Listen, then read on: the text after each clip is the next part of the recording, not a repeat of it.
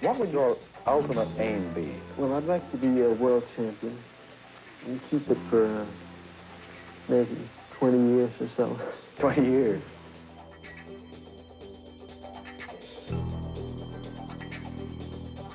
Fischer is to chess what Muhammad Ali is to boxing.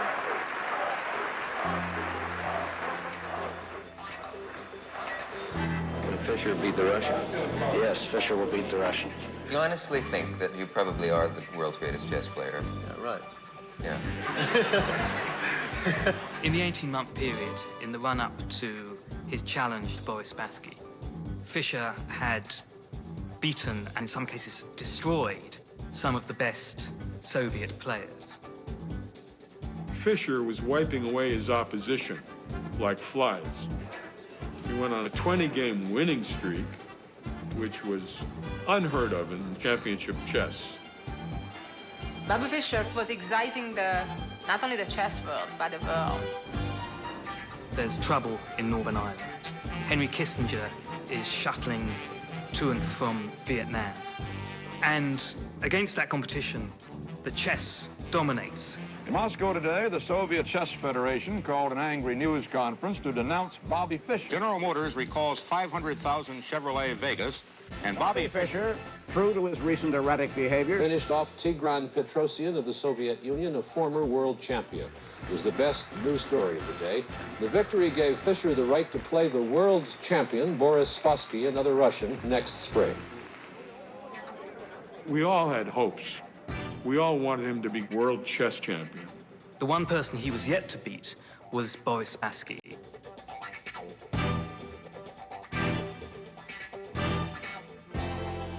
You said it's your title the Russians are holding. You don't like the Russians. The Russians have cheated at chess. They found every way to avoid me, to avoid giving me a chance for a match. And they have slandered my name.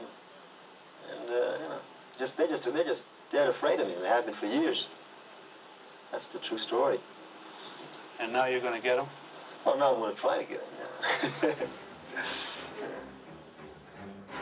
The Soviets had been winning these tournaments, and I thought it would be good for America, for democracy, to have an American winner.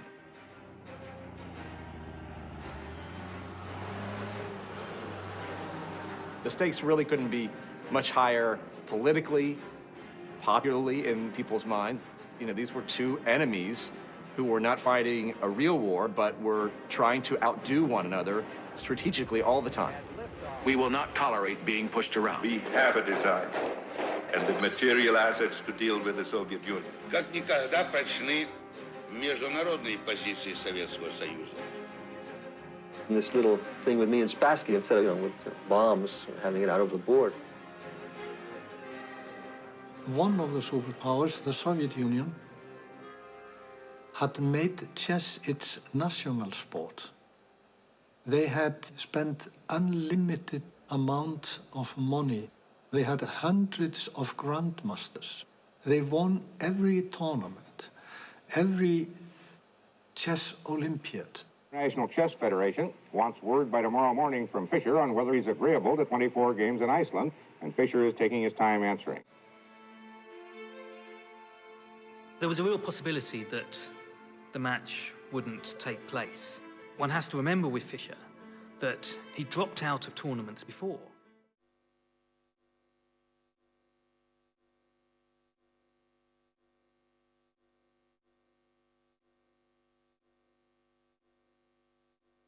This was probably the most stressful week of my life. Are you Dr. Sadie? Yes, I am. Mr. Fischer made it clear that he would try to go to Iceland tonight. Did he express these thoughts to you? Made it clear to whom? We had talked to a few people, and they had the impression he was going. Everybody can have impressions, but the only person who knows what Bobby Fischer is going to do is Bobby Fischer. That's about all I really want to say. I see. I want you to all keep cool. At one point during his stay at our home, he simply said, "It's over. I'm not going." Still no sign of Bobby Fischer. Today, the International Chess Federation postponed by 48 hours the start of the match, but it said if Fischer is not in Iceland by noon on Tuesday, he will be disqualified. Mr. Johnson, if I may ask, are you worried? No. And I just wondered if you've ever seen Mr. Fischer, if you have any proof that he actually exists. That's a good question. Yes, I think, gentlemen, we can agree on the point that Mr. Fischer exists. We were losing the whole thing. We had to get Fischer to come to Iceland. The Soviet Union had the feeling that the world chess champion was humiliated. They wanted to call Spassky back to the Soviet Union. Boris said to me, "This is a very severe situation. You have to solve this on a higher level."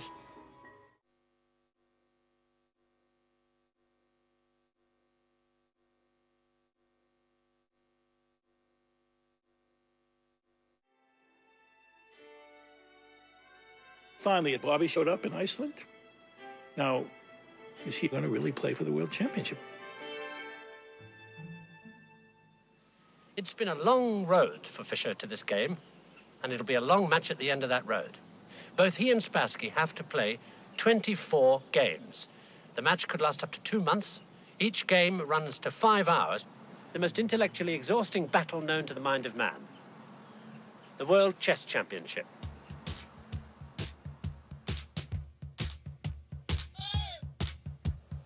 We had the Icelandic government, the Icelandic president, the ambassador of the Soviet Union, the ambassador of the United States, and many foreign guests.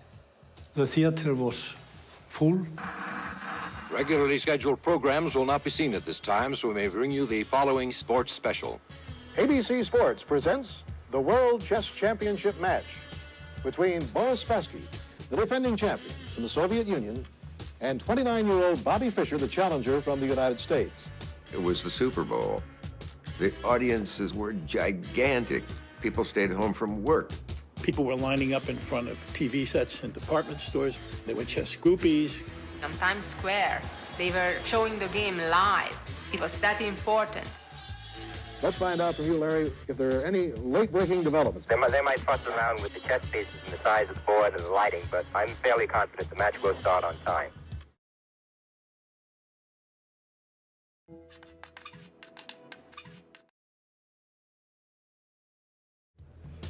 Boris Spassky, the world chess champion, was there with all his assistants. But Fischer was not here.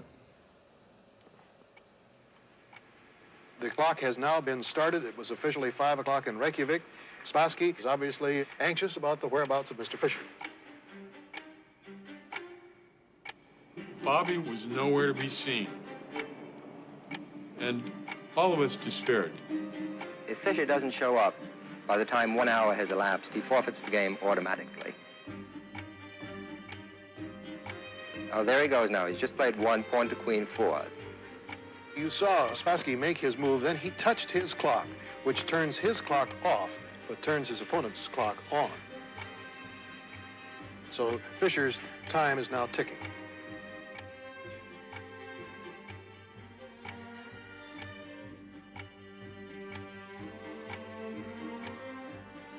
There was no certainty that even though this was the biggest match of his life, he would actually show up. See, many people think that his antics were designed to upset Spassky, to discombobulate Spassky, which they did, but I don't think that was their intent. I don't think any of this was directed against Spassky. It was his own inner demons that he was fighting. Well, Spassky is waiting. Right, and waiting and wondering whether Bobby will show or not show. And there's absolutely dead silence in the hall.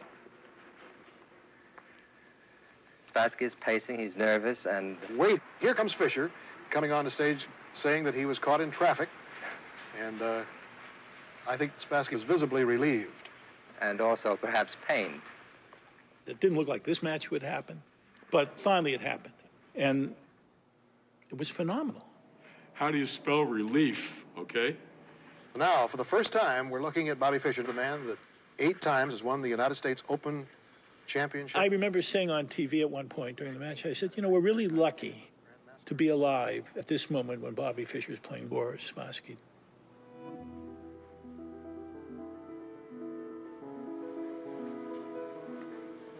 There's his first move, one knight, king, bishop, 3. Very non-committal. Now watch, see Fischer turn around here. Yeah. He's checking to see that camera location.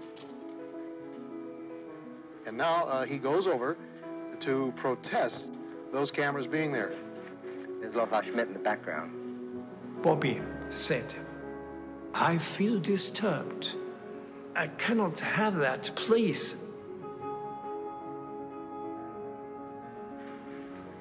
Spassky remains serene and imperturbable throughout all this.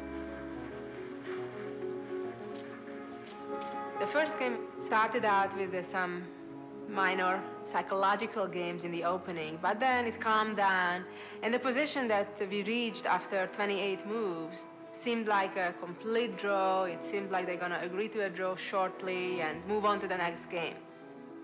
All the pieces were traded. They got into an end game. Each side had a bishop and a bunch of pawns. It was very easy. It was a dead draw. The position reached a very even position, virtually symmetrical. And Fischer went haywire. He did something that hardly anyone would do except a rank amateur. He grabbed a pawn, allowing his bishop to be trapped. He made a colossal beginner's blunder. He took a pawn, which allowed Spassky to trap his bishop. We couldn't believe it. This looks like an error, but this is Fischer playing the move. There must be more to it than that. There must be an explanation. There must be some deep combination that we've missed. И думал, что в крайнем случае он все же ничьей добивается. Но он хотел показать Спасскому, что он готов с ним бороться. Вот и он пошел на эту борьбу. Но Фишер ошибся. Bobby saw 6 moves ahead here. When he made the move, he just didn't see 7 moves ahead. White can interpolate a move. He can play bishop to queen, too. Notice that cuts off the escape square. And then all that White has to do on the next move is play king to knight, too, and the bishop is lost. That was the shot heard around the world. It was inexplicable. I still don't know how that happened. Spassky won the first game. You had to get to 12.5 points, the best of 24. A win is 1, a loss is 0, and a draw is 1/2.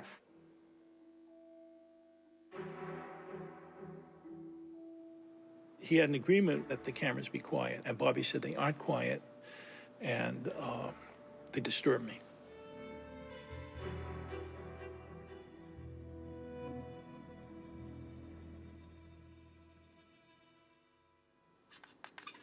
You have to start in time. If a player is not present, you have, as an arbiter, press his clock.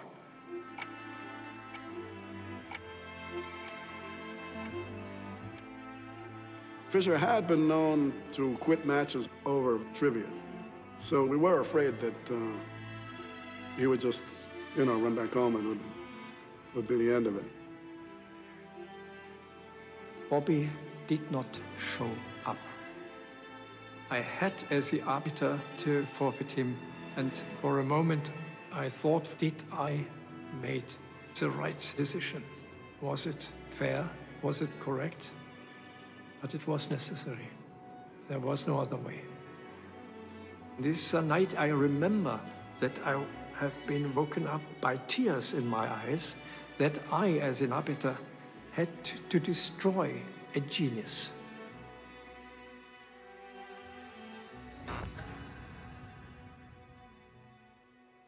He was now trailing 2-0. It's very hard to make that up in a 24-game match. Half the world thought that's it. The match is over, he'll never come back. Why would he even bother trying, to come back from such a difficult situation?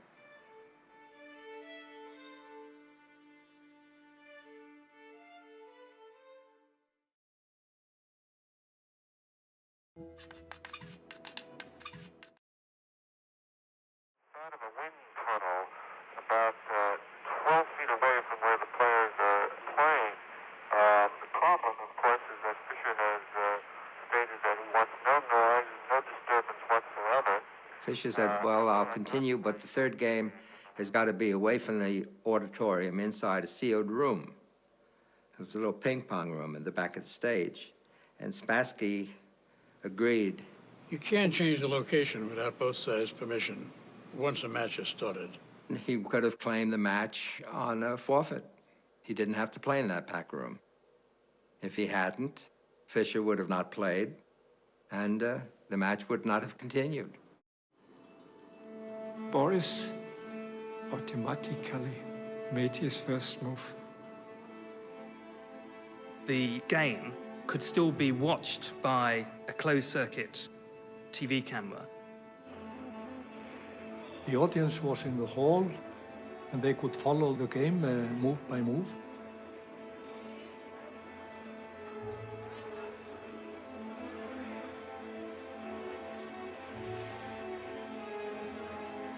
In Game 3, Bobby played an opening, a defense he had never played before, the Benoni, which means son of sorrow. It is so risky, so fraught with danger that whenever you play that, you're simply saying, we're not going to make a draw. This is win or lose. This is a fight to the death. Bobby moved his knight to the edge of the board. There's a saying in chess, Ein Springer am Rand bringt Kummer und Schand. A knight on the side I will not abide. It was against principle. It's not considered a good idea because the center of the board typically is the most important battleground, and that's where we want to position our pieces, or at least in a way that our pieces attack the middle of the board. Not only did he move the knight to the side of the board, but it also could have been captured by a bishop, and he would have had a very ugly-looking double pawn way over on the side of the board, which it was very unaesthetic, let's say. Spassky is literally sitting on the edge of his chair. Fischer seemed a little more relaxed than Spassky, but Spassky is very tense. More tense than you've seen him? Yes. I think he feels that he may be. He may be what? Maybe losing the game. I see. Spassky obviously hadn't spent that much time studying this kind of position because the idea was relatively rare. So that put already Spassky in a difficult psychological position.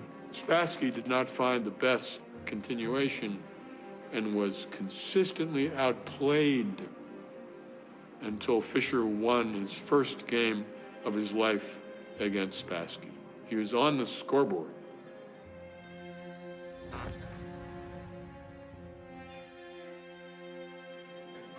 What do you think of Bobby Fischer? I like him. I like his style. Are you following the game? Yes, I am. American chess players are behind Bobby 100%, and they're all anxious to see him get in there and win the championship. Do you think that Fischer will win for the first time over the Russian champion? I think Fischer will win because he's playing for $200,000. But if Spassky wins, most of the money will go to the Russian government. People sat in bars betting on what the next move is going to be, the way they bet on whether it's going to be a hit in a baseball game. That's when chess really exploded. Move me on to any black square. Use me anytime. Tell me what turns you on about chess? What? Do you hope to be as good as Bobby Fischer one day? Well, I'd hope so, but I doubt if I would be.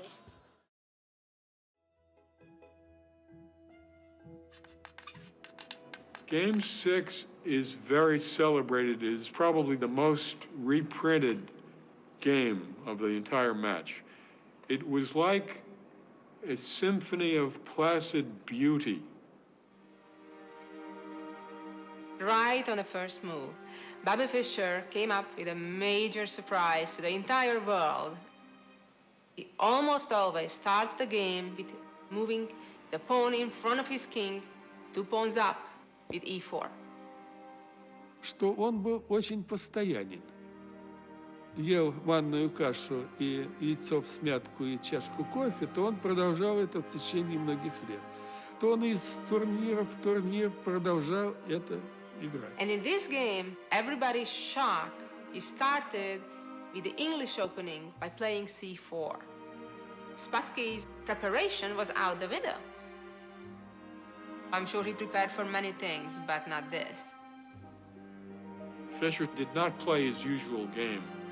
He played a different kind of game, a placid, positional, slowly building up game where he deprived Spassky of mobility, pushed him back where his pieces could not do anything. It was just a beautiful game. I don't know what more can be said about it. It's just a model of precision. It was such a beautiful game that when the crowd applauded at the end of the game, Spassky himself stood up and applauded Fischer. On his way back to the hotel, Fischer said, "Did you see what Spassky did?" He said, "That's a sportsman. He's a real sportsman."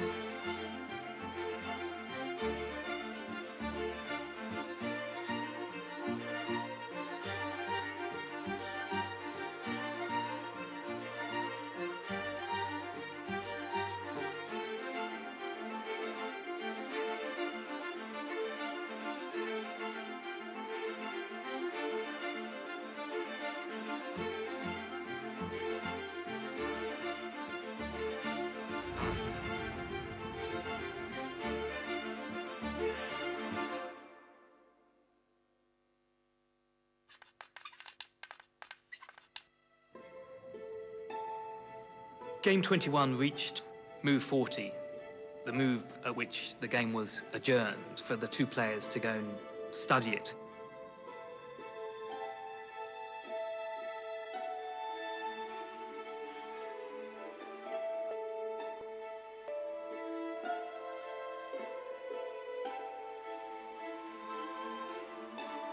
This is NBC Nightly News, Friday, September 1st. Good evening. We'll have more on the developments in the Watergate bugging case.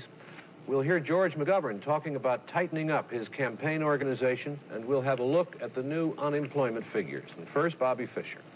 Today was the day when Fischer and the Russian champion, Boris Spassky, were to have finished the 21st game of the World Championship, a game they started yesterday. But Spassky, after what must have been an agonizing night spent analyzing his position, didn't even show up to play.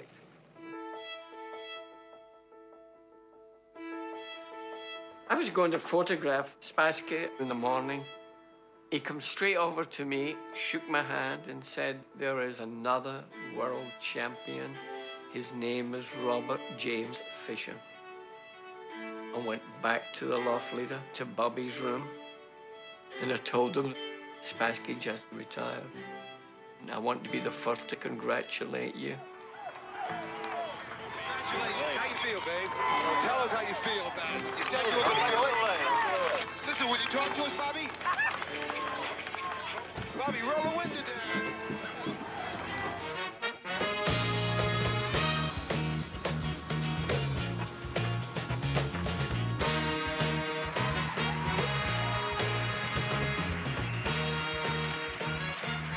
How did it feel inside? All this between the mayor, or did you ever thought of anything like that? No, I never, thought this was going to happen with chess. I just hope this keeps on.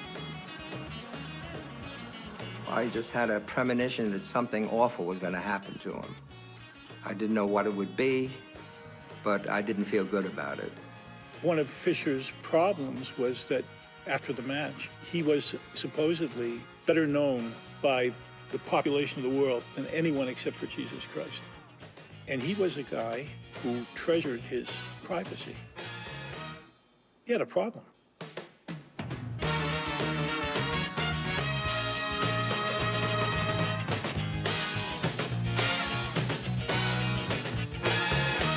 The entire world knows the name Bobby Fischer by now. Was it a letdown after it was all over, Bobby? I mean, it was, well, there must have been a tremendous It was. I woke up the day after the thing was over, and I just felt different, like something had been taken out of me.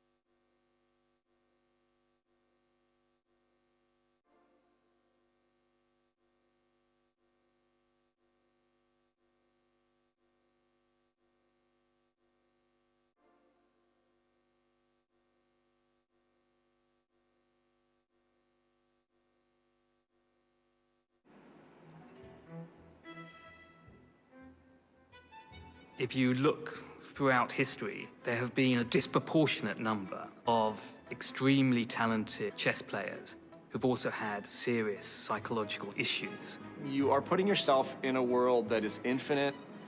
It's abstract. You are, in essence, reshaping your mind. If you understand that in the first move of a chess game, each player has 20 possible moves. If you multiply it by 20, that means there are 400 different possible chess positions after the first move. The tree becomes with a lot of branches, you know, that you start with one move, and on that one move there are several options. Then all of a sudden it becomes a jungle. The number of all positions that theoretically can occur in the game of chess is something like 10 with 45 zeros. It's like the number of atoms in the solar system. You're trying to anticipate what your opponent might do, and you don't know what he might do, so you're thinking of all the different possibilities. A good chess player is paranoid on the board, but then if you take that paranoia to real life, it doesn't play so well. You end up seeing your real world according to the confines of chess.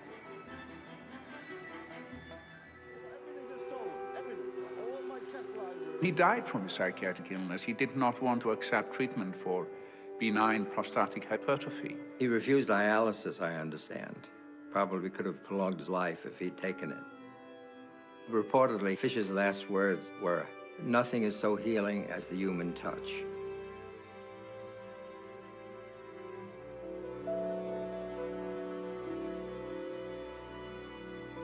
The former world champion of chess, Bobby Fischer, has died. His career reached its height during matches with his nemesis, Boris Spassky, back in 1972.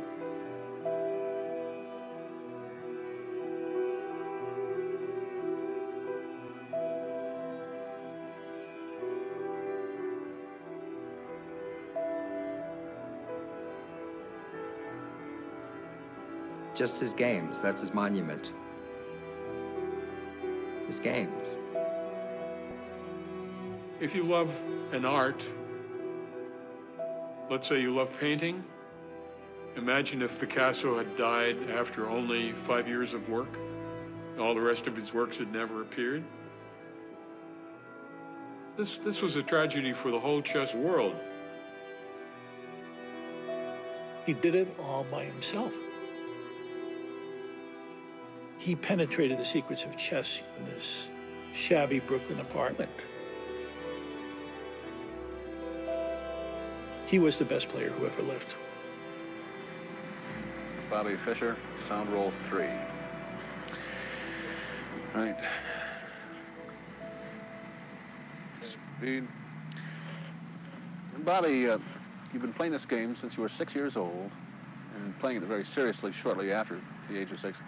Did all this concentration to the exclusion of other activities, did this bother you? Do you think this deprived you of anything growing up? Maybe, yeah, to some extent, yeah. Like what? Well, it would have been better, you know, a little more balanced, yeah. Maybe, you know, a little more rounded, you know, but what can you do?